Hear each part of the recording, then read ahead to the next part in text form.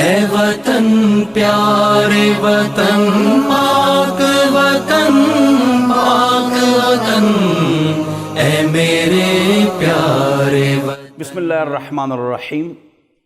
14 اگست کی خوشی دیکھو، مصور پاکستان قائد اعظم محمد علی جناح رحمہ اللہ کے ساتھی علامہ اقبال رحمہ اللہ فرماتے ہیں، میں تجھے بتاؤں تقدیر امم کیا ہے، شمشیر ثنا اول طاؤس رباب آخر۔ مصور پاکستان بھی فرماتے ہیں کہ اس امت کی اٹھان قوم اوپر کب رہے گی؟ تلوار، ڈھال، قرآن حدیث پر عمل، جہاد کا جذبہ۔ اور یہ امت کب نیچے رہے گی؟ ڈھول ڈمکے، گانے بجانے، فلمیں، ڈرامے، شراب، بدکاری۔ یہ مصور پاکستان نے فرمایا جی کہ ڈھول ڈھمکوں سے ہم گریں گے؟ جی۔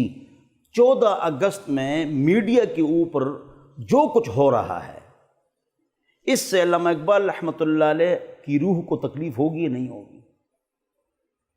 اس سے اوپر محمد مصطفیٰ صلی اللہ علیہ وسلم نے فرمایا، بعثت لاکثر المعازف، میں اس لیے بھیجا گیا ہوں کہ ڈھول ڈھمکے اس کے آلات کو میں توڑ کے رکھ دوں۔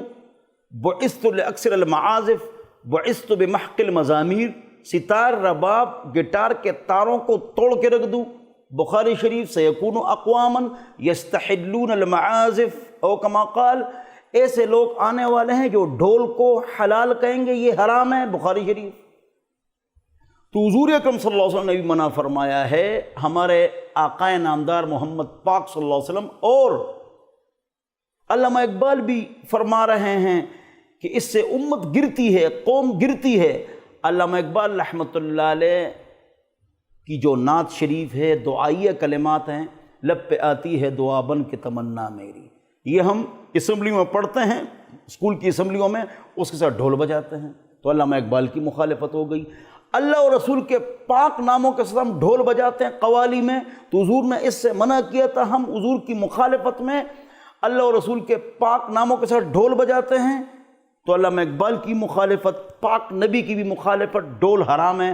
ہم اس سے بچتے کیوں نہیں؟ 14 اگست میں ڈانس سے بچو، ڈھول سے بچو۔ نوجوان لڑکیاں چست لباس پہن کر ڈانس کریں میڈیا پر، تو دو قومی نظریے کا کیا معنی ہے؟ ہندو الگ قوم ہیں، ہم الگ قوم ہیں، دونوں کا نظریہ الگ ہے۔ پاکستان کا مطلب کیا؟ لا الہ الا اللہ۔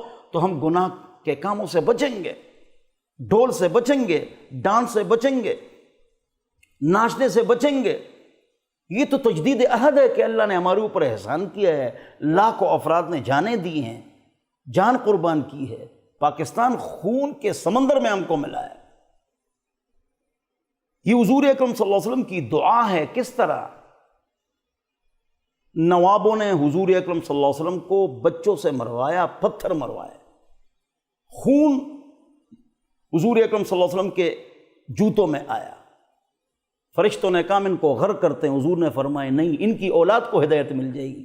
اولاد کو ہدایت ملی، روڑی سکر کی طرف سے آیا کون؟ محمد بن قاسم 92 ہجری میں، اور انہوں نے اس کو باب الاسلام بنایا۔ پاکستان نوح علیہ السلام کی کشتی ہے، جو بھی اس کی مخالفت کرے گا اللہ اس کو برباد کرے گا۔ یہ حضور اکرم صلی اللہ علیہ وسلم کی دعا ہے، بعثت الی الہند والسندھ، مجھے ہند اور سندھ کی طرف بھیجا گیا ہے۔ ہند کا فاتح محمود غزنوی ہے، مفتی محمود غزنوی، بہت بڑے مفتی تھے، اور سندھ کا فاتح محمد بن قاسم ہے۔ تو یہ تجدید عہد ہے، اللہ نے ہمارے اوپر احسان کیا ہے۔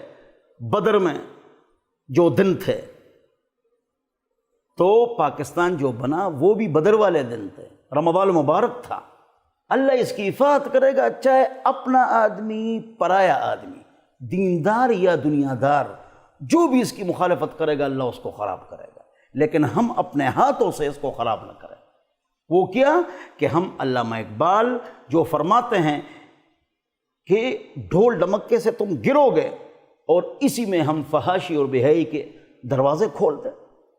اللہ ہماری حفاظت فرمائے، اللہ ہمارے پاکستان کی حفاظت فرمائے۔ وآخر دعوانا ان الحمدللہ رب العالمین۔